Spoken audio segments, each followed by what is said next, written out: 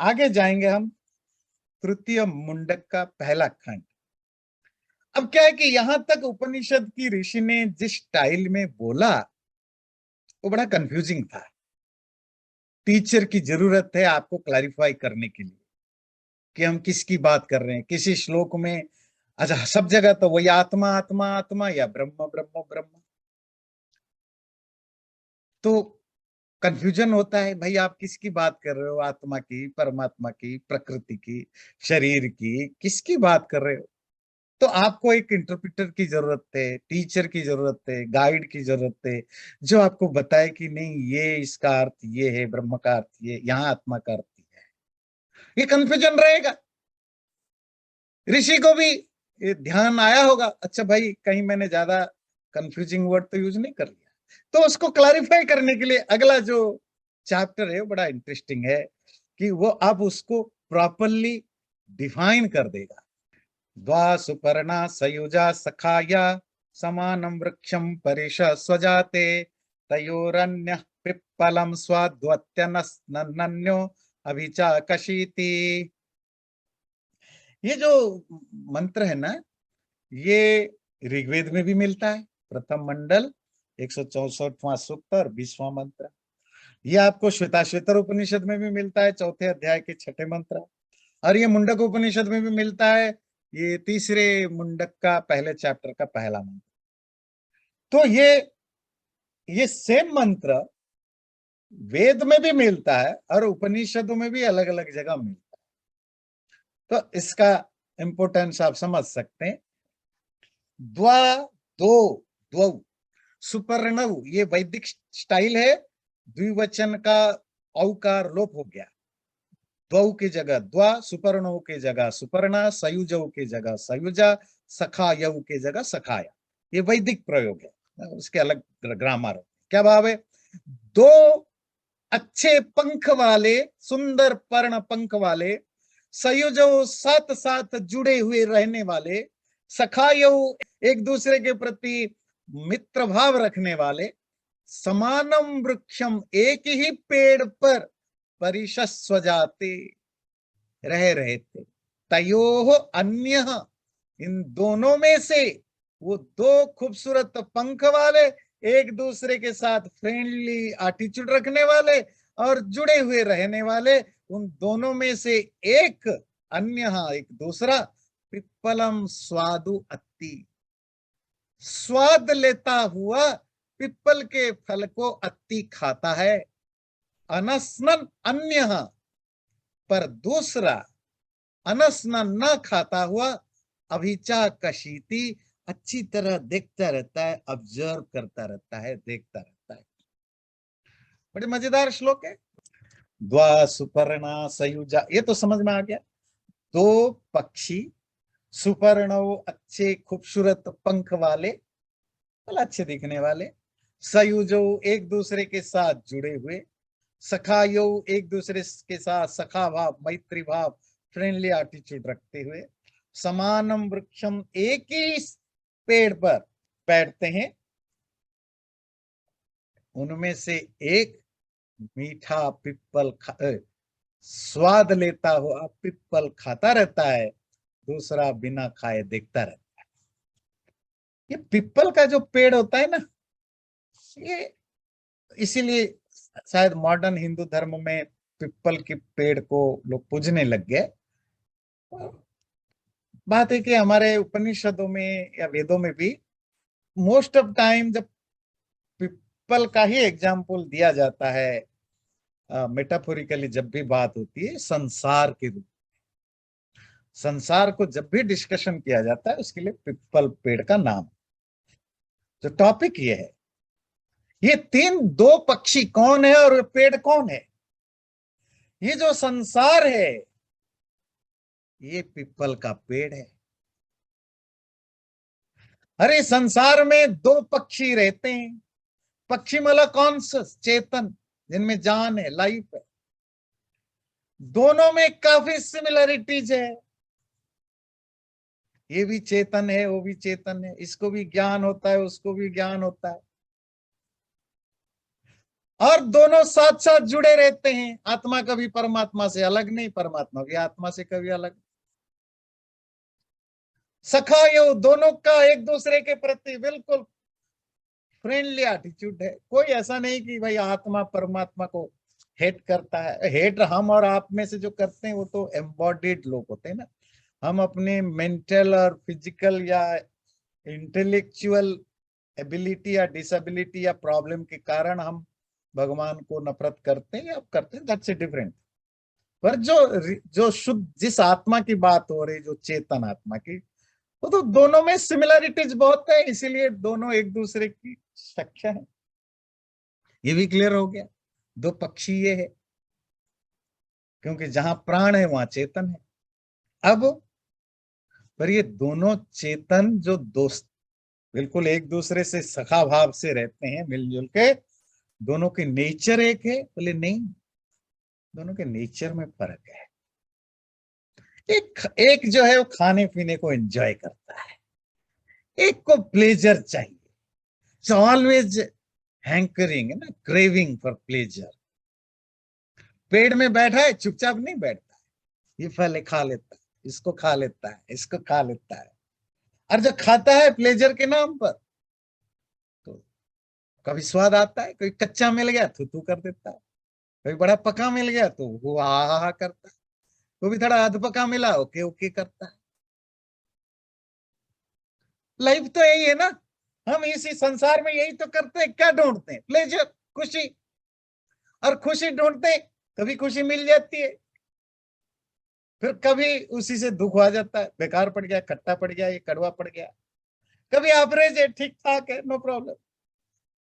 बिल्कुल वैसे ही जैसे पेड़ पर पक्षी फलों को चुभते रहते हैं, कोई अच्छा पड़ता है, कोई बुरा पड़ता है, कोई कच्चा पड़ता है, कोई खट्टा, कोई मीठा पड़ता है, स्वाद लेते रहते हैं अलग अलग टेस्ट के।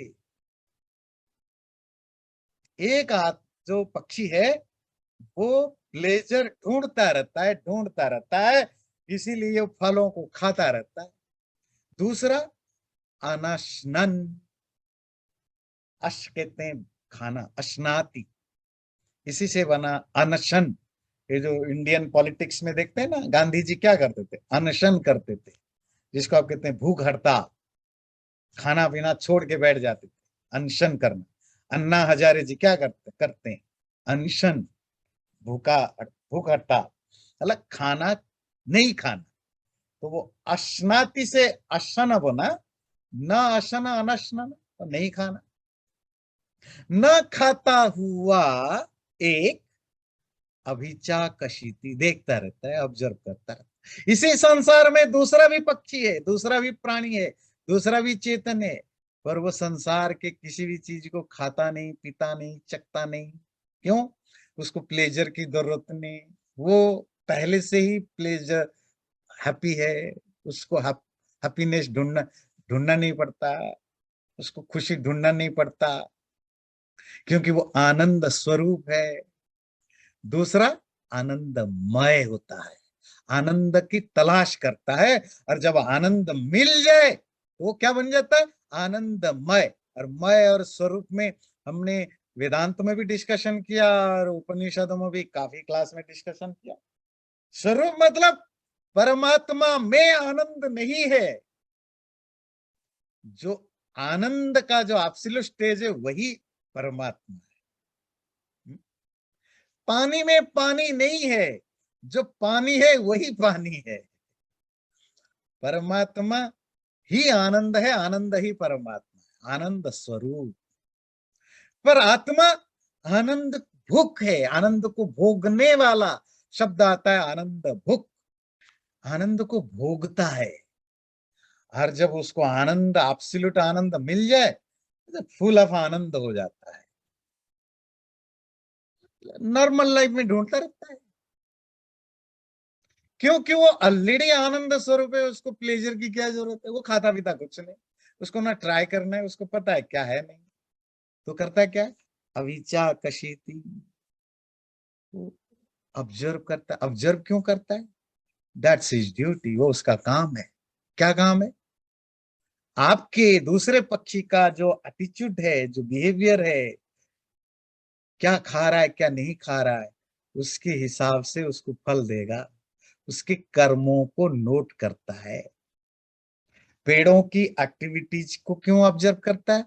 क्योंकि पेड़ों को कैसे बनाना, नहीं बनाना, कब नष्ट करना, कब फल देना, नहीं बनना, ये भी उसी का काम है।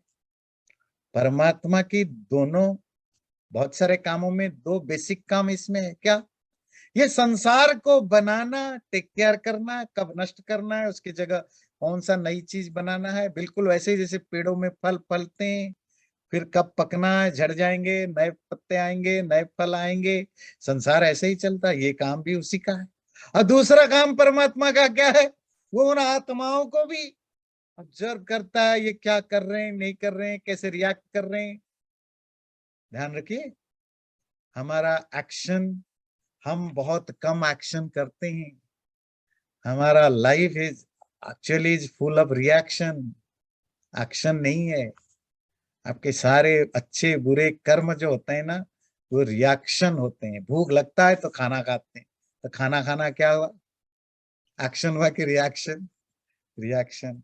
अब बाथरूम जाते हैं, जब बाथरूम लगता है तो बाथरूम जाते हैं, क्या हुआ? एक्शन हुआ कि रिएक्शन हुआ? आपका मन अच्छा नहीं लगता है, टीवी चलाते हैं, टीवी एक्शन हुआ कि रिएक्शन हुआ? टीवी देखना रिएक्शन। किसी ने कुछ कहा, आपको अच्छा लगा, बुरा लगा, या आपने कुछ कमेंट किया, अच्छा कमेंट किया, बुरा कमेंट किया, किसी को माफ कर दिया या किसी को नहीं किया, ये क्या है? ये रिएक्शन है। तो आपकी लाइफ तो फुल ऑफ रिएक्शन है ना। एक्शन भी करते, अभी घड़ा बनाते हो, जरूरत नहीं तो भी, तो दैट इज योर एक्शन। तो हम तो full of action and reaction है। अब परमात्मा वही तो नोट करता है, तुम रिएक्ट कैसे करते हो। फल खाया, फेंक दिया, मतलब जो भी है, ये मेटाफोरिकल है, ध्यान रखिए। इसका सच मत समझिए, अलंकारिक है।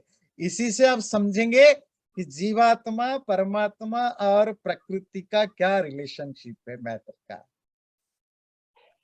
अरे बड़े, एक ही श्लोक है, आधा आधा सेंटेंस में तीनों का अपना लाइफ को बता दिया।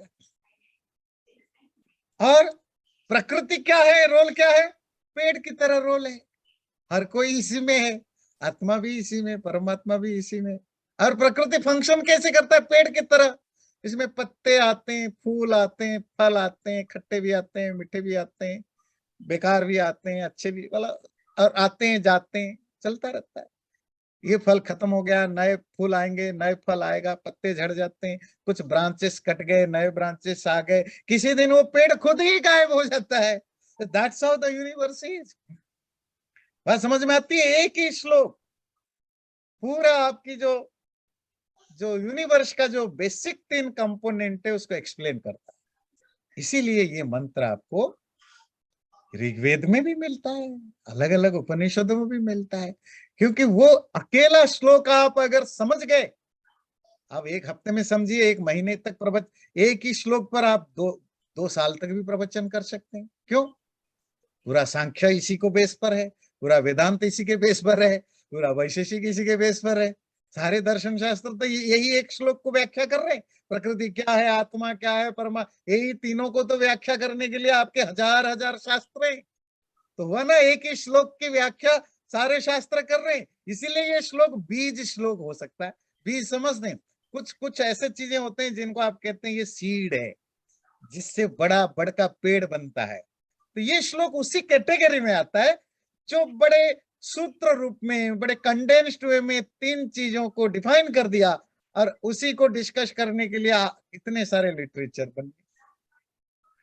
दोबारा श्लोक को देखिए, अगर इतनी तारीफ कर ली, द्वा सुपर्णा सयुजा सखाया समानं वृक्षं परिश स्वजाते तयोरन्यः पिप्पलं स्वाद्वत्यनश्नन्यो अभिचा कशीतीति। एक श्लोक और ले लेंगे। समाने वृक्षे पुरुषो निमग्नो निशया शोचति मुह्यमानः जुष्टं यदा पश्यत्यमन्यमीशमस्य महिमानमिति भीतशोकः। ये दोनों श्लोक साथ में चलते हैं। वो जो समान वृक्ष में, एक ही ट्री में, वो जो एक पुरुष, जिसके लिए वहां पक्षी शब्द दिया, देखिए वहां उनके लिए क्या शब्द दिया?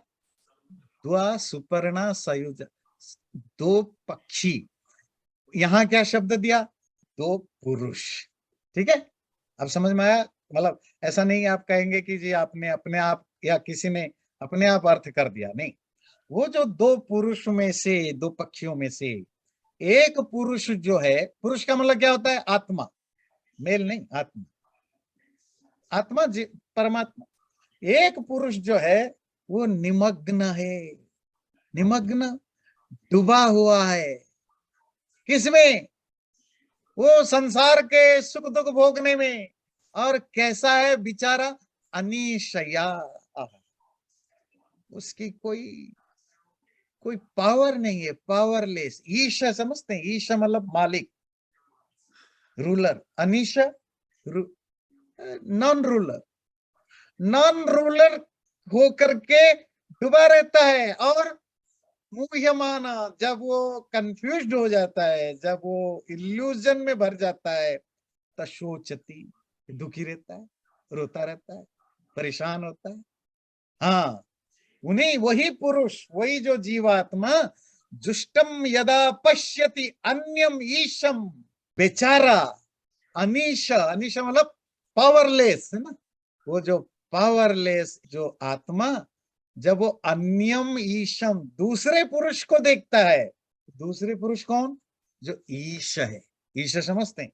मालिक है, रूलर है ना, कैपेबल है, समर्थ। जब उसको वो पश्यति, देखता मतलब रियलाइज करता है, तो क्या होता है? वीत शोक, सारे शोक नष्ट हो जाते हैं। खाली उस ईश परमात्मा को नहीं देखता, अस्य महिमानम, और उसकी महिमा को भी, उसकी जो जो ग्लोरी है, उसकी जो पावर है, उसकी जो माइट है, जब उस परमात्मा को और उसकी माइट को, ग्लोरी को, महिमा को देखता है, तो शोक रहित हो जाता है, शोक गायब हो जाता है।